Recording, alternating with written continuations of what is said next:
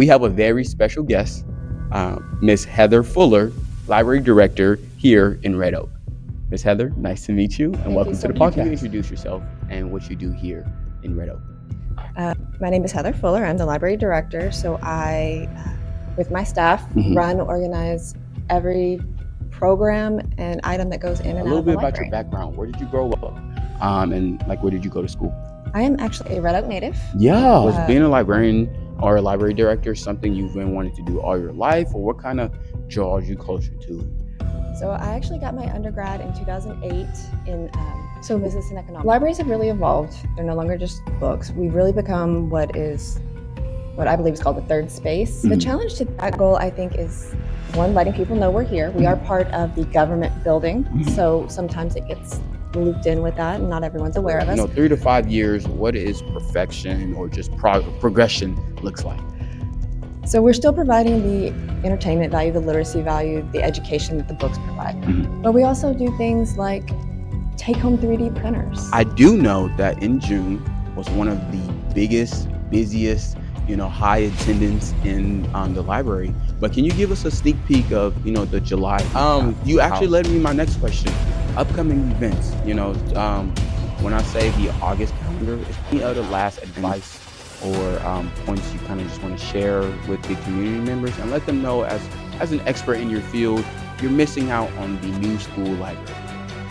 All right, guys, so we're back in the library now, and I'm ready for this library tour. So what do you have? Okay, so as you walk in the door, if you look in the other direction, you will see our red maroon shelving to match our city colors, and those are going to be our adult fiction and nonfiction books. You come straight across right here, you will actually see our little display. Everything here was made by staff in the makerspace. Wow. A little bit further on, you'll see the computers over here. Those are our public computers. They're available free of charge. You don't even have to have a library card. This is our makerspace, which we built with help from Google.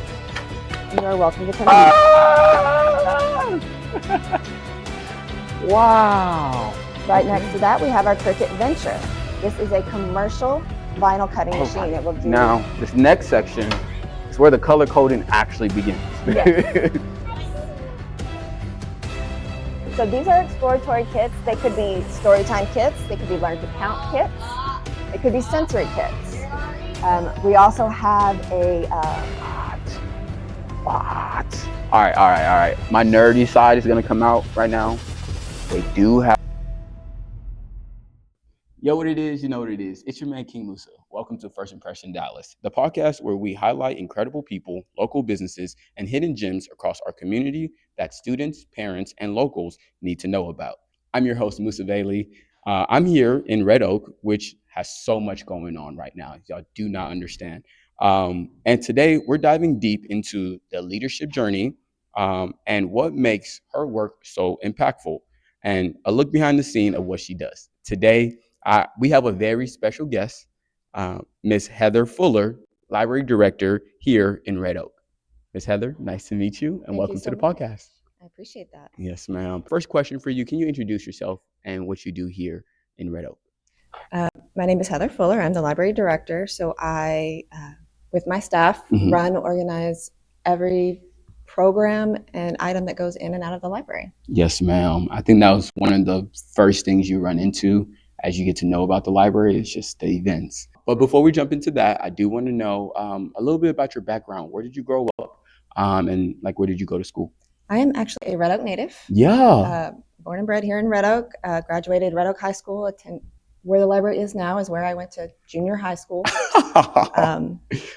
I left Red Oak, went to college at UNT, and came back for a few years. And then I worked at the library in Waxahachie for about 13 years before becoming a library director. Yes, ma'am. Wow. Now, was being a librarian or a library director something you've been wanting to do all your life, or what kind of draws you closer to it? So I actually got my undergrad in 2008 in business and economics.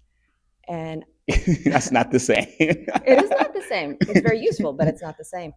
But it was 2008, and we had just had an economic crash.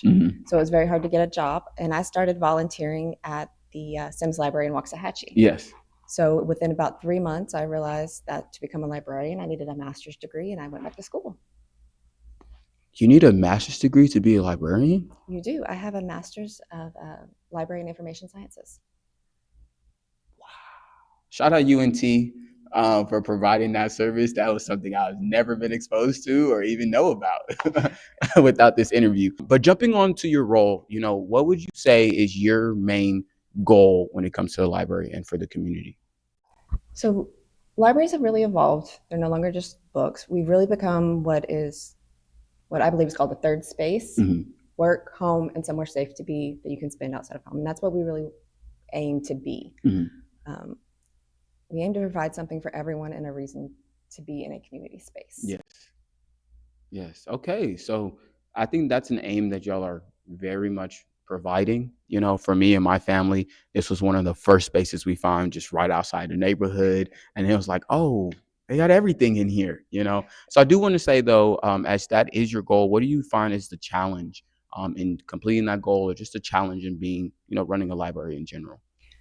The challenge to that goal, I think, is one, letting people know we're here. We are part of the government building. Mhm. So sometimes it gets looped in with that, and not everyone's aware of us. But also, a lot of older generations, maybe grandparents now, remember the school library. Yes. Remember the library that someone would shush them if they talked too loud. And that's not what we are anymore. Not at all. Yes, books are still checked out. They're still a great thing, but that is not what we focus on. Okay. We provide it, but we do more than that now. I actually like how you said that. That's not what we focus on. So, what would you say is the vision of the library? 3 to 5 years, what is perfection or just progression looks like? So, we're still providing the entertainment value, the literacy value, the education that the books provide. Mhm. But we also do things like take home 3D printers, keeping the people in our community educated, able to go from child to adult, get into a job program, or go to a college already having the skills that they need to succeed, Yes, ma'am. or at least get started in that program. And I want to say y'all are already ahead of the ball. Mind y'all, I go to college, so I get to see the high end value, full tech, state of the art buildings, all these different designs and softwares that we get to use at school. And I pay for that. But when I came to check out the Red Oak Library, it had so many different things, the makerspace, the which has the 3D printing and the clothing or the vinyl stuff. They had the study rooms, they had all these different areas of books and things like that. Now they just got started. So for me, it was like I paid thousands of dollars for the same resources that's literally in my backyard. So I'm telling y'all, Red Oak Library has a lot going on. Yes, ma'am. We've been very lucky. Google stepped in and gave us some money to get our makerspace. Yeah. And then DataBank stepped up to get us more 3D printers that you can take home. So Now, I can't wait for the tour so we get to know a little bit more about the take home 3D printers because I thought it was just for here. But I do know that in June was one of the biggest, busiest, high attendance in the library. But can you give us a sneak peek of the July recap? How has that been going in July? July's been going very well. We've had about 45 programs so far this month. We still have a few days left, a few more big programs coming up. I know I missed the 2000s party. You did. Last week we had a 2000 party. Yes. 2000s party. A They lot have of our parents are millennials and they want to show their kids Right. what they did when they were kids. Yes, ma'am. But July is still going to be a big month for us. You mentioned the study pods, which we just installed last month. Mhm. They've already been used since I ran the report yesterday. 8,000 minutes this month. Those study pods have been reserved and used. The month's not even done. We haven't even made it to day 30, and we're talking about 8,000 minutes. Wow, that's amazing. Yeah. And what does that number tell you, for that metric? That tells me it was a badly needed resource. It tells me that we're moving in the right direction, getting our community what it needs. Yes, ma'am. Yes, ma'am. All right. Anything else you want to highlight in July in the library? Actually, Friday we are having our end of summer extravaganza. So it's going to be in the community room and celebrate everyone and everything we've done all summer. We are also going to announce the winner of our special edition library card contest. So for the month of September, a patron actually designed a library card. And for the month of September, we're going to print it, and that will be the official library card for the city of Red Oak for the month of September. What? That's pretty cool. I can't wait to see that. You actually led me my next question. Upcoming events. When I say the August calendar is already out and it's already, going. It's very busy is what I can say. I've already added a lot of things to my calendar. But what are some upcoming events that you just want people to put on their save the date, put on the calendar, or just be aware of that this happens weekly? So we do have our weekly story times. Mr. Logan comes in and reads our stories and dancing and crafts for everyone. We also twice a month have adult paint and pour, which is wonderful. It's a guided paint class where we offer mocktails for 18 and up, and I love them. So Yeah. you are. And what day is that? It is on Wednesday afternoons, twice a month. It's Wednesday. Is it? Are they having it today? So it'll be next Wednesday, and then every other Wednesday. Okay. So parents, save the date right now in your calendar. But what else did We're you have? also having a sewing class. Those are very big, so we do require registration on those. But we are having a sewing class. A teacher is going to come in and bring individual sewing machines for everyone. So all supplies are included. All you have to do is show up. And this is like beginner friendly because like I got some pants I just need to stitch up, and I'm like, I don't want to pay somebody to do that. I should know how to do that. Exactly. It is for beginners specifically. Okay. Well, that's really exciting. I know y'all have a calendar or website as well where they can find more of these events. Can you give a shout out for that really quick? So if you go to the City of Red Oak website, there's a link that says library. You can see that. And the very first thing you're going to see is an up-to-date live feed of our calendar. Yes, ma'am. All right. So stay tuned with that calendar. Is there any other last advice or points you kind of just want to share with the community members and let them know as an expert in your field, you're missing out on the new school library? You don't have to be looking for a book. You can. And if there's a book you're looking for, let us know. We'll be happy to get it. But come see us. Even if you just need somewhere to hang out and talk to someone. Yeah. We're happy to have you. It's that part. It's a community. It's not just, like she said, it's not just libraries, not just a place of silence. You're finding friends for parents, or for the kids. You're finding activities to do to keep them busy throughout the summer. That's what I've been enjoying for the most part, but as well as keeping them ahead for their learning objectives for school or just, getting them prepared for college or in their career. So I definitely want to thank you so much for Ms. Fuller for taking the time out and giving us a better understanding of Red Oak Library. I'm excited for this tour because there's like lots of things that we couldn't go over because this interview will probably be 2 hours long that we will go over in this tour. Okay. All right, let's do it. All right, guys. So we're back in the library now, and I'm ready for this library tour. So what do you have? Okay, so as you walk in the door, I'm sorry, I don't know my left and my right. On my left, you will find 2 of our study pods. Okay. Fits 2 people, one will fit up to 4. Mm-hmm. And if you happen to have a time to go in, you'll see that they are extremely quiet. It feels like you have walked into a different room. You have your own AC and light controls when you're inside. Yes. And when I tell y'all, the space is not too confined where you don't feel like you have enough room, but just enough that you're like, yeah, this is private. I don't hear any other outside noises. It's absolutely worth it, especially that big one. If you look in the other direction, you will see our red maroon shelving to match our city colors, and those are going to be our adult fiction and nonfiction books. This right here at the front is all new, things we've gotten in the last 2 months, so that we always keep those at the front. So if you're up to date on your reading, you always go straight to those. Okay, so if we're looking for adult fiction, go to red. Go to red, yes. All right, I like that. As you come forward on the left a little bit, we have our summer reading prizes. If you do our weekly scavenger hunt, or if you were participating in our summer reading, you can get a custom Red Oak token that works in this machines and get a prize. They literally print 3D print those tokens. We do. Amazing. Absolutely. If you come straight across right here, you will actually see our little display. Everything here was made by staff in the makerspace. Wow. So do they like actually find the design and print for this, or yes, how did they learn that? So there are websites where you can learn. We recommend Tinkercad if you're building your own. If you are finding pre-made designs, you can do that on Thingiverse or Maker World. This was printed by one of our staff members, Sydney, and then she actually painted it. This was done this summer when the launch happened. That is pretty amazing. And I will say her painting made it look like it's just an action figure toy. Absolutely. Like that's pretty cool. This was the Apollo, our little miniature rendition of it. Look at the little reading guys. That's pretty cool. So we took some time to print some book characters and scenes from books. That is an anatomically correct heart what we use for our STEM classes. Wow. Wow. That dice looks pretty cool. I might need to make a couple. A little bit further on, you'll see a couple of computers over here. Those are our public computers. They're available free of charge. You don't even have to have a library card. Just come in and you have free internet access or office access. Okay. Love that. As you turn in a little bit, you will see our single study pod. So if it's just one of you and others are booked, you do have some space to work. Can we peek in? Absolutely. If I say usually they're locked. Oh, that one is locked. They're usually locked, but next time we'll peek in. We do get children that like to play, so Yes. we keep them locked. Talking about playing. Talking about playing, right on the other side across from that, we have a Nintendo Switch 2 that you can check out video games and play them.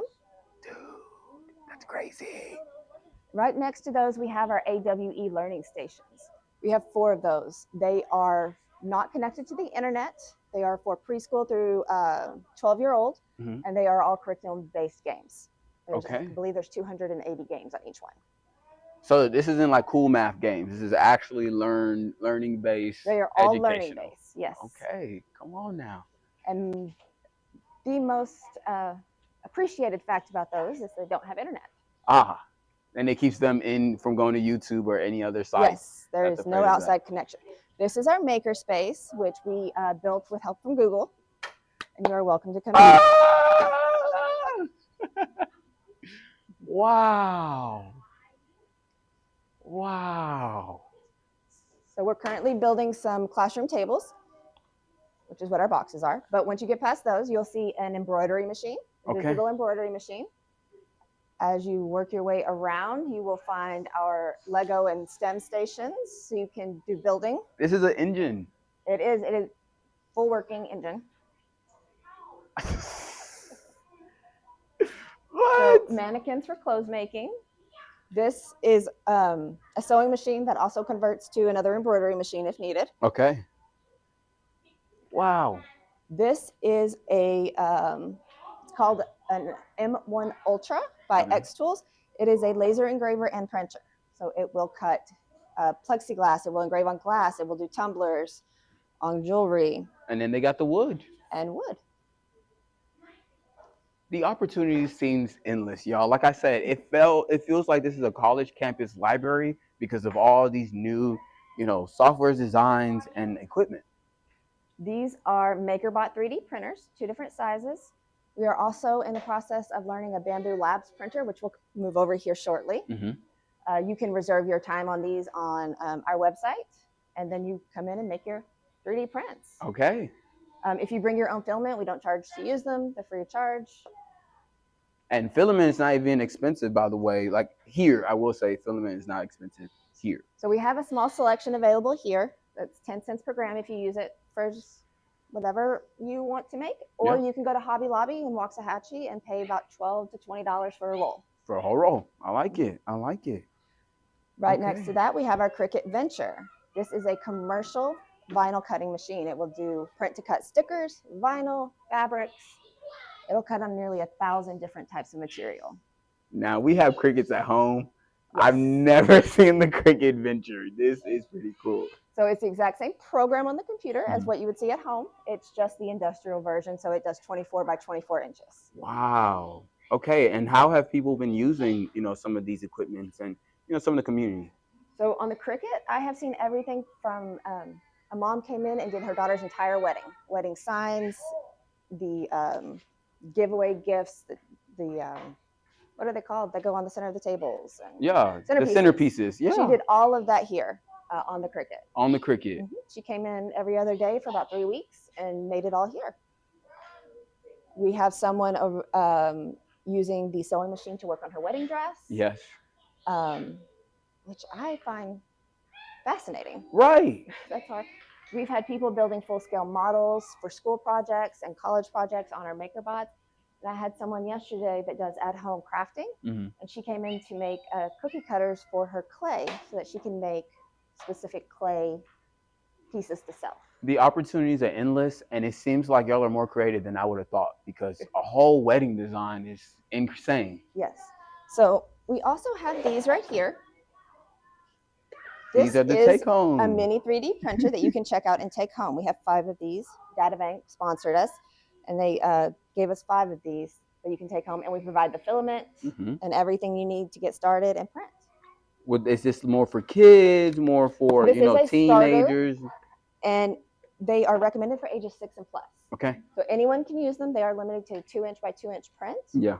And they are significantly slower than the other ones just because of their size. But for anyone getting started and wanting to learn how the programming works, these are perfect. Perfect. Red Oak Library and Red Oak Community, y'all doing y'all's thing. I try to tell y'all about this, and now someone's explaining it.